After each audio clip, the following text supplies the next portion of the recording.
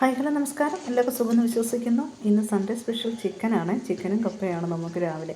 അപ്പോൾ ചിക്കൻ വെക്കുന്ന ഒരു തിരക്കിലാണ്. ഈ ചിക്കനൊക്കെ ഉപ്പും മഞ്ഞൾപ്പൊടിയും ഒക്കെ ഇട്ട് നമ്മൾ വേവിക്കുകയാണ്. വേവിക്കുന്നതിനകത്ത് വെള്ളമൊന്നും ഒഴിക്കത്തില്ല. വെളിച്ചെണ്ണ പോലും ഒഴിക്കാൻ നമ്മൾ ചീനച്ചട്ടിക്കകത്ത് ഇങ്ങനെ ഇട്ട് കണ്ടില്ലേ, തിളയ്ക്കുന്നുണ്ടല്ലോ. ഇത് ശരിക്കും ആ ചിക്കനിലെ വെള്ളമാകട്ടോ. അത് ചിലരൊക്കെ ആണെങ്കിൽ ആ വെള്ളത്തോടു കൂടി വേവിച്ചെടുക്കുന്നുണ്ട്. പക്ഷേ ഇതൊരു വെറൈറ്റി ആയിട്ടാണ് വെക്കുന്നത്. നമ്മളിങ്ങനെയാണ് വെക്കുന്നത്. പല രീതിയിൽ ചിക്കൻ കറി വെക്കും, അതൊക്കെ നമുക്കറിയാം. പക്ഷേ എങ്കിലും അതിൽ നിന്നൊക്കെ വ്യത്യസ്തമായിട്ടാണ് ഇതിരിക്കുന്നത്. ഇതിനകത്തെ വെള്ളം പരിച്ഛേദം നമ്മൾ ഊറ്റി കളഞ്ഞിട്ട് മസാലയൊക്കെ പിന്നീട് ചേർക്കുകയാണ് ചെയ്യുന്നത്. കണ്ടില്ലേ, ഇഞ്ചി വെളുത്തുള്ളി സവോളയെല്ലാം വഴറ്റി പിന്നീട് അതിനകത്ത് ചേർത്ത് മസാലയെല്ലാം ഇട്ടെടുക്കുകയാണ്. കാരണം എന്താണെന്ന് ചോദിച്ചാൽ ഈ ചിക്കനകത്ത് വെള്ളം വലിച്ച് കളയുക. അതിനകത്ത് ഹോർമോൺ കുത്തിവെക്കുന്ന പല സാധനങ്ങളുണ്ട്. പലർക്കും അതറിയത്തില്ല.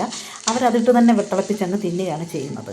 ഇതിനകത്ത് ശരിക്കും വെളിച്ചെണ്ണയോ മറ്റൊരു ഓയിൽ ഒഴിക്കേണ്ട കാര്യമില്ല. കാരണം ഇതിനകത്ത് വെള്ളം വലിഞ്ഞ് കഴിഞ്ഞ് കഴിയുമ്പോൾ, കാരണം ഇത് കേടാണ് എന്നുവെച്ചാൽ പലർക്കും ഇതറിയാൻ മേലാത്തെങ്കിൽ അവർക്കൊരു മെസ്സേജായിട്ടാണ് ഇത് ചെയ്യുന്നത്.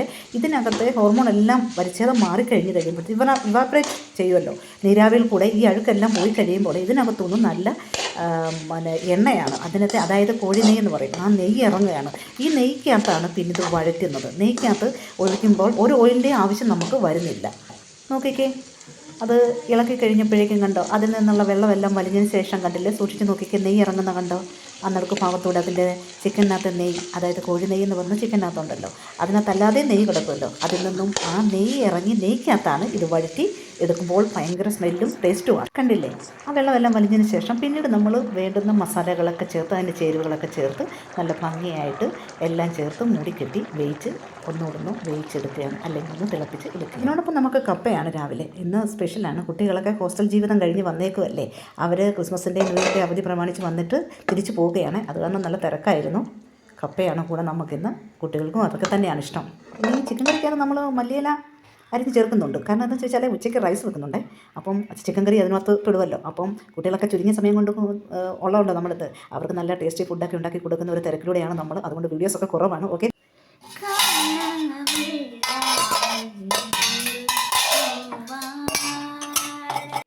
ഇത് മീനച്ചാറാണേ. മത്തി സുലഭമായി കിട്ടുന്ന ഈ സമയത്ത് മീനച്ചാറ് വിട്ട് വെച്ചേക്കുകയാണ്. തെരേസയെ കാണാനില്ലല്ലോ എന്ന് പറഞ്ഞ് എൻ്റെ പ്രിയ സൗഹൃദങ്ങളോട് ഈ മീനച്ചാറും നാരങ്ങാച്ചാറും കുറേ അച്ചാറുകളും ഒക്കെ ഇട്ട് ഞാൻ എൻ്റെ ഫാമിലിയുമായിട്ട് കുറേ നേരം എൻജോയ് ചെയ്തേ. കണ്ടില്ലേ, പിന്നെ ഇരിക്കുന്ന ഇഞ്ചി കൊച്ചുള്ളി ഇതൊക്കെ എന്തിനാണെന്നറിയാമോ? കൊച്ചുള്ളിയൊക്കെ പൊളിച്ച് വെച്ചിരിക്കുന്നത് എന്തിനാണെന്നറിയാം. ഇതിന് ശേഷം വേണം ബീഫ് കൊണ്ട് വെച്ചിരിക്കുക. ഈ ബീഫും ഇനിയും കറി വെക്കാൻ ഇതേ കണ്ടില്ലേ, മസാലയൊക്കെ പൊടിച്ച് ബീഫൊക്കെ ഇരിക്കുകയാണ്. കാരണം ഏതാനും നിമിഷങ്ങളേ ഉള്ളൂ ഞാൻ എൻ്റെ കുട്ടികളുമായിട്ട്. ആ സമയം ഞങ്ങൾ എൻജോയ് ചെയ്യുകയാണ്. അവർക്ക് വേണ്ട നല്ല ടേസ്റ്റി ഫുഡൊക്കെ ഉണ്ടാക്കി, നാച്ചുറലായിട്ടുള്ള ഫുഡൊക്കെ ഉണ്ടാക്കി കുട്ടികളെ പറഞ്ഞു വിടുന്ന ഒരു തിരക്കിലാണ്.